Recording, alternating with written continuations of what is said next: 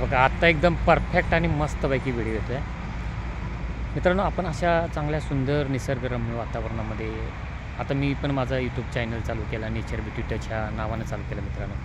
आणि आता मला वाटते 11 जून 2023ला यूट्यूब चॅनल मी चालू केला.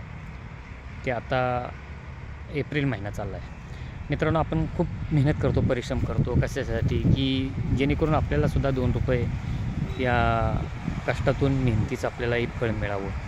आणि आपण प्रत्येक क्रिएटर लोक असतात, त्यांची व्हिडिओ आपण पाहत असतो आणि आपल्याला असं वाटतं की चला आपलं बी चॅनल आपला मॉनिटाईज व्हावं, आपले सबस्क्रायबर वाढावेत.